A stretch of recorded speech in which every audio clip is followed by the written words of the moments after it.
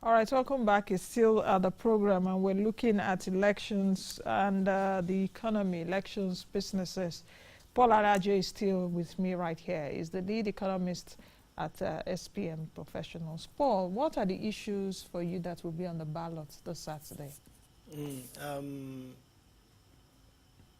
The issues? Yes, what will you be? You'll vote, isn't it? Definitely. So what issues will you be taking to the ballot on Saturday? Because a lot of people, what they're actually voting for would be either their frustration or their satisfaction. Satisfaction with how the present administration is handling the economy, or frustration at they want to see a change. So it's either you're voting, frustration, or satisfaction. For me, the first thing for me would be economy. That would be the primary reason why we vote or not.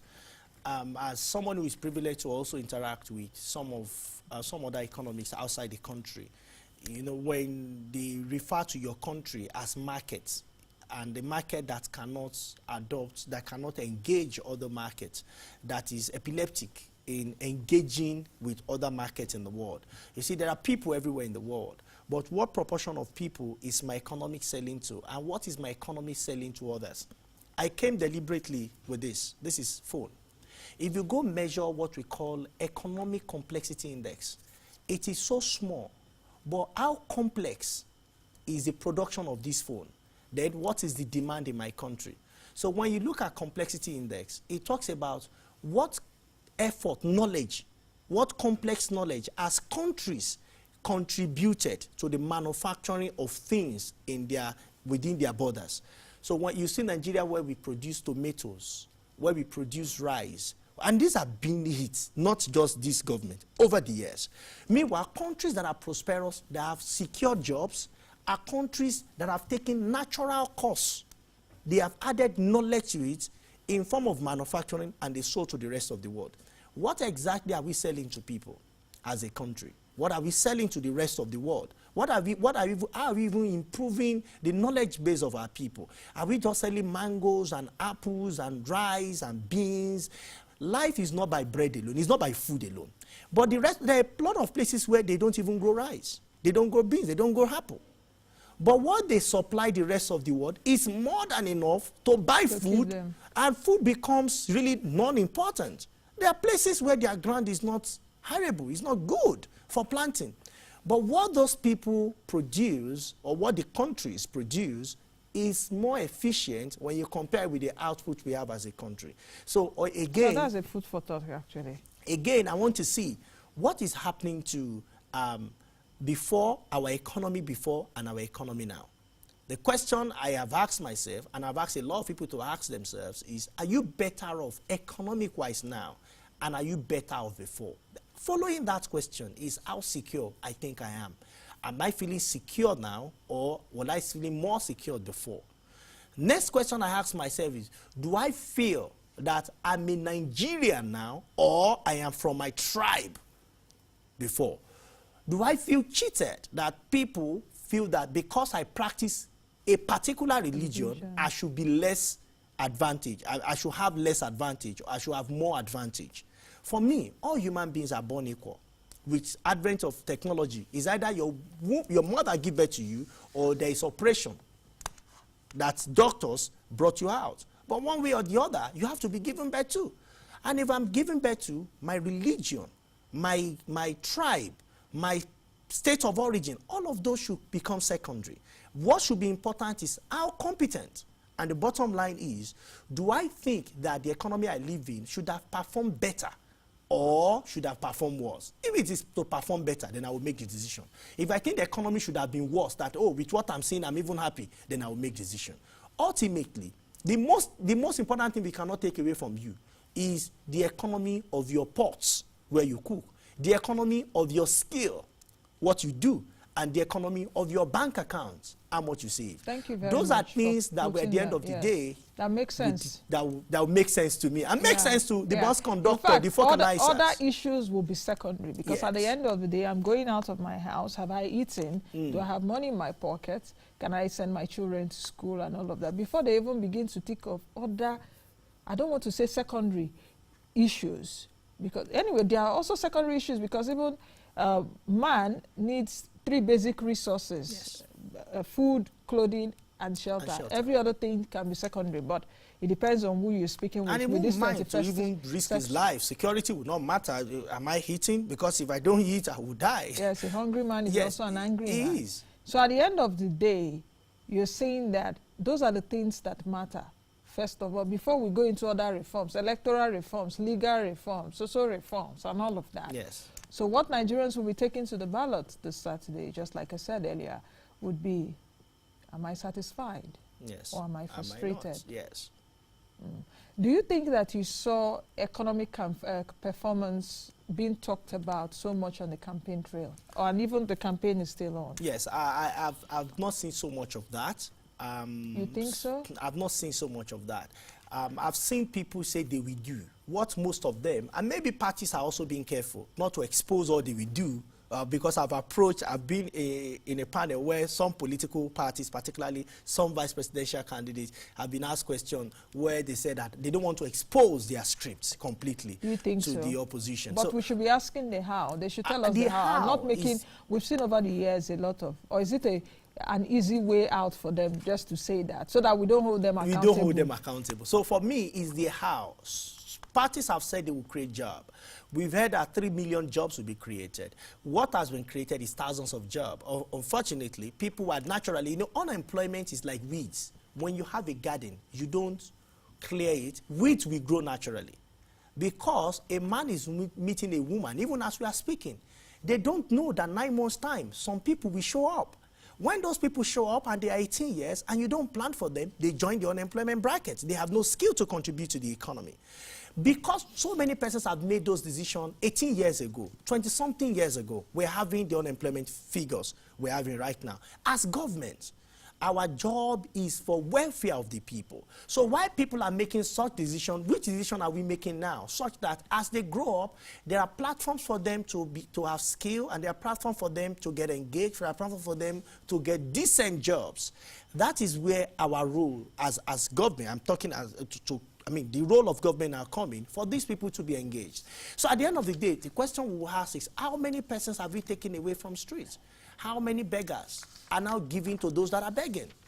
How many people are better off in terms of economy today? And how many people do we hope? Because, election, you are voting someone hoping that things will be different, or hoping that what the person has done, he will do more, or hoping that this person, though I'm not voting for the person I voted before, I'm voting for a new person, hoping that things will be better. Hoping that bringing my, like I said some time ago on the program, bringing my individualistic imagination to pass. So I'm voting whosoever I want to vote, because I think that that person will bring a collective of our aspirations, a collection of our aspirations and our desires. So simply put, the hope we had before, has it been dashed? You are making me remember Hope 93. That was what. That's the point. MK Abiola election is actually about hope. Yeah. Has the hope been dashed, or do I want to change my hope to a new hope? That's also Barack Obama. I think he also campaigned on hope. So election is at the bottom line with you, because you are not sure.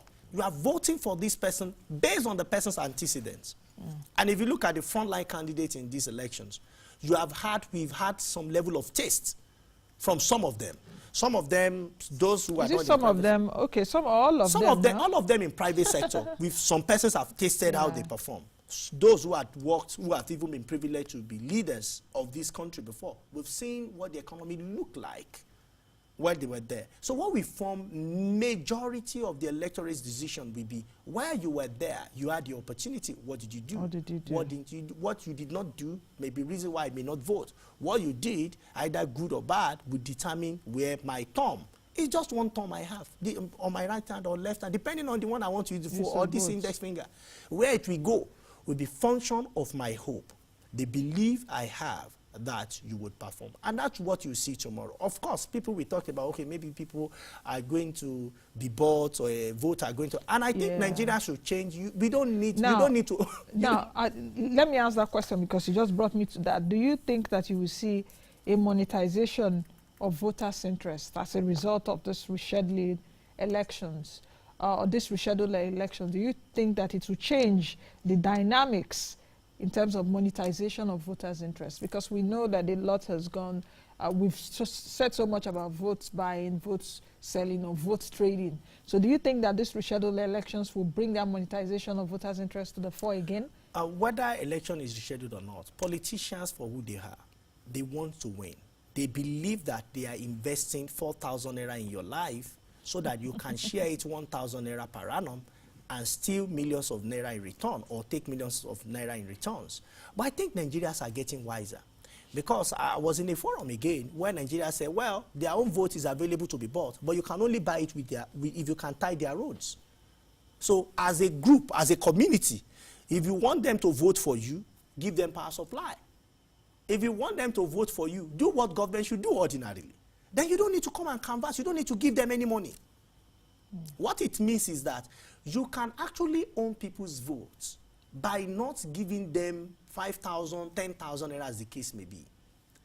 People will not be willing to sell their votes, because people want to see that beyond this voting, because media has done a lot, and INEC has done so much with National Orientation Agency.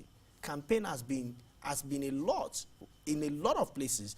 Don't sell your votes when politicians ask you to bring money. And I'm happy EFCC have said that if they see anybody that people should report. I know some persons will report, some persons will not report.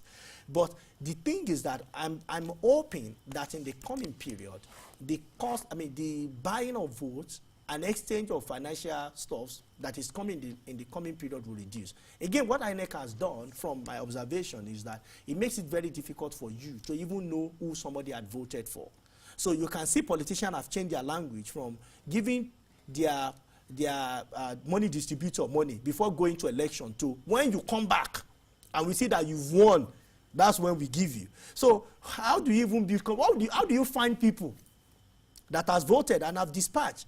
What that is telling us is, with the new posture of INEC, with the good work media has done, and National Orientation Agency, it will now be a bit more difficult. We may not be able to eradicate it overnight, but the tendency, propensity for vote buying, I think, from all we have seen, putting them together would reduce. Now, with this socio-political tensions that is hanging on the economy, which you alluded to a moment ago, how do you see investors' confidence? Investors' confidence, you know, the immediate barometer is what is happening to the stock market. When the election was postponed, remember that earlier in the month, we had already saw the stock market nosediving because of uncertainty within the judiciary and the executive regarding the suspended Chief Justice of the Federation.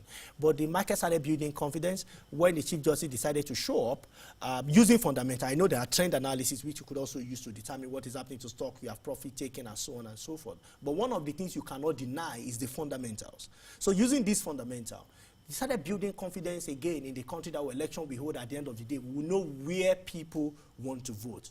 But on Saturday, just after you had an increase in market value on Friday, on Saturday, what we saw, the election has been postponed. There was a major dip in stock market figures in Nigeria. That is and it not only affect the stock market, it went to debt market. It even went to exchange, such that Naira lost value immediately.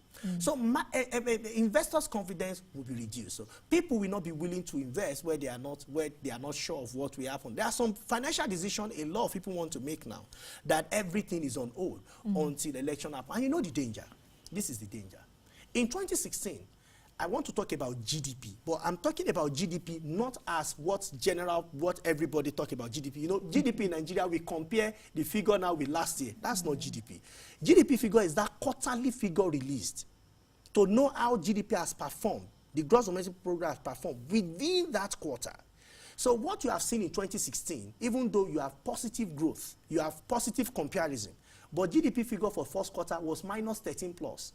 In 2017 first quarter, so it went up, then it came down. Then it went to minus 13, again in 2017. In 2018, the beginning of the quarter we just saw, you know, the last quarter showed that we had 2.38. But the first quarter of that 2018 was minus 13 again. Something has been consistent. Negative GDP figures, 2016 first quarter, 2017 first quarter, and 2018 first quarter. When you average it, it comes back to positive. There is no doubt. But that quarter, this is the first quarter of 2019. We already have election postponement. We already have a lot of uncertainty in the system. What do we expect the GDP figures will be? And if it is negative enough and sustained over a period of time, it will not be giving us negative comparison with whatever might have happened in the previous years, in this case, in 2018. Now, you brought my attention to the Naira, and the question would be, do you think that the Naira will sustain the stability that we've seen in the past few months, going to a year or two now, or it will witness volatility prior to the election? That's the A part of the question. Then how do you think also that the Naira, how do you think that the Naira will handle the election outcome either way? I hope you understand my question. I do. I think first we need to give kudos to CBN because as we speak, we have over $40 billion in votes. Reserves, reserves, billion, yes. Yeah. And I know that the CBN would not want to devaluate Naira for anything. Rather, they want to defend Naira. That's the policy that CBN has in place. So what you might see is before election, if the pressure, if INEC and indeed Nigerian political actors do the right thing by not compromising election results, by allowing the will of the people to prevail, Naira will gain. That is, Naira will strengthen. Because we will see some sort of surge. You will see a surge that will cut across the money markets. You will see it in exchange, you will see it in debt market, you will see it across board. People will believe that Nigerian wants to do the right thing. How strong do you think that the Naira would be if Nigerians vote in a certain way? Because like the question, the big part of my question is, how do you think that the Naira will handle the election outcome? Either way, either they vote for APC or Nigerians vote for PDP. Now talking about the presidential election, or perhaps a surprise springs up from any of the candidates, any of the newer candidates. Now, let me take you to 2015. The temperature was indicating change in 2015. That may not be the temperature now, that may be. When Nigeria voted in that pattern, the stock market surged by immediately unprecedented rates. Yeah. Although, months after, it went down, yes, because what was expected in aspiration was not met. Yeah. It went farther, such that we lost billions of US dollars, both in debt and in stock markets. But it went up, unprecedented, because people were expecting it to roll, but that call from the former President Jonathan did the magic. And stock market responded to it the following work day when the market was opened. The same thing. What is the temperature now? What are people saying? If what people are saying and what so many polls have said corresponds with election results, what we see is positive results. But if by any means, some states there are cheats or so many other things, and you know, this election is quite open. That's the interesting thing. Even third parties, or the parties that are not in front line, they have hope. So, but if we see results, and any of these political parties, either the incumbent or the main opposition or any of the other new parties, wins the election, and everybody can see that this is the result. And if incumbent wins and incumbent is sworn in again, or the main opposition win, and incumbent has the will to hand over to the main opposition, or any of the new political party wins, and incumbent hands over to them, or the main political party also supports the handover, what we see is that the beginning of the kind of Nigeria we've dreamt about over the years is what we'll start seeing. The right thing is, the thing is, we must do the right thing. Power is transient, and the people are the ones that can change those. The real power with the people. When the people use the power, don't make them become vulnerable. Don't say because they don't think right. Or is it every 4 years that the politicians tell us that, oh, the power, or we have the power as the people, but when they are being voted in, they have the power. We become their servants, they become the leaders. Instead, 194 million Nigerians are sending just a group of people, less than 1%. It's not even up to. Just a few group of people that will be our servants, go in place of every one of us and do the things that we expect you to do. But one thing that is obvious now is, even politicians now know that Nigerians know more. We might not still be in perfect knowledge, but we know more than what we used to know. Nigerians are now asking questions. Before now, when people go for electoral debate, and when politicians go for campaign, people don't respond. They just cheers. Now politicians can say, do you think this has happened? People will say, no. It has never happened before in our history. But right now, people are beginning to ask questions without challenging authorities, without being abusive, without being confrontational. But people can now say their mind, even on electoral ground, even in boardrooms. People can ask questions. Now, let's talk about the electoral umpire. What currency do you think that INEC should be spending at this time that will be acceptable to every Nigerian? Fairness and equity. And I think that's what Professor Mahmood has been doing. I think, I may not be right, the man has tried to maintain his ground. A lot of people, I believe that the INEC umpire, INEC as a body wants to maintain integrity. That does not mean that we may not have 1 or 2, 3 bad eggs, but I believe that the INEC we are seeing, we want to do everything possible to ensure this election is free and fair. You know why? The leadership of INEC as a people, they have their name to protect. There are some persons that have been INEC chairman that when their name comes to mind, something else comes to your mind. But there has been someone on the immediate that when his name comes to mind, you might not like him, but you feel that he tried his best. Everybody wants to be that good example, not because of themselves, particularly for their children. And I think the current INEC chairman would like to do the same. Do you think that this election will turn around the economic fortunes of Nigeria either way? I believe either the incumbent stays or there's a new party that comes up. My answer to that will be if the will of the people is what is announced as a result.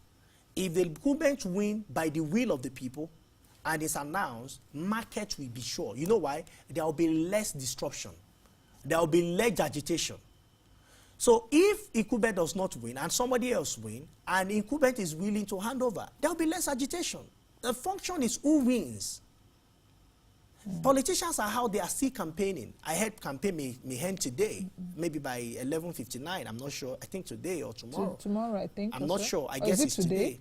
Yeah. If campaign ends and people come out in their millions to vote, who they vote for, if there is no further desperation in the system, if opposition is defeated, and opposition congratulates, or if the incumbent is defeated, and the incumbent does not say that I've only done so yes, I have to do, and incumbent willingly hands over.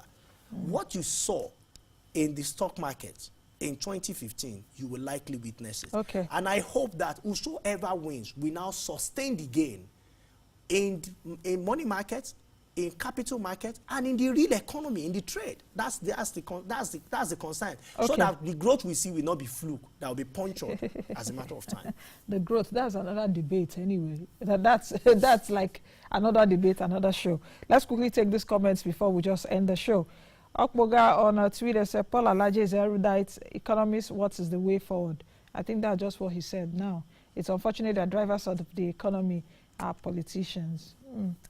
Sule says, who has the capacity to turn the economic fortunes of the country around? Which other comment? Talking about cost, let's also mention those who plan to wed and hold other festivities on the 23rd of February. Yes, I did talk about this on Monday on the show. Okay, God says, okay, the same comments. Alaje says, though postponement is highly regrettable, but the politicians are making it a do or die. But how do we make a political space, governors, senators, and the rest less attractive and can always account for their discharge during their regime? I think that should be another conversation we should be having, perhaps after the elections. That's the much we can take on today's edition of the program. Many thanks to you, Paul, for joining me. Thank you so much for on the show. And like I always say, it's just barely 48 hours to the elections, presidential elections, as well as the National Assembly elections. Let's go out there and participate. And also, when we participate, we're able to hold whatever government that is being elected in accountable, that they should be transparent, and they should do everything that we, as 194 million Nigerians, want them to do. Be the best you can be and be the change that you want to see. I am Nancy Nnaji. Be safe, everyone. Be secured also, and keep your pockets whole and well. I'll see you all again next time.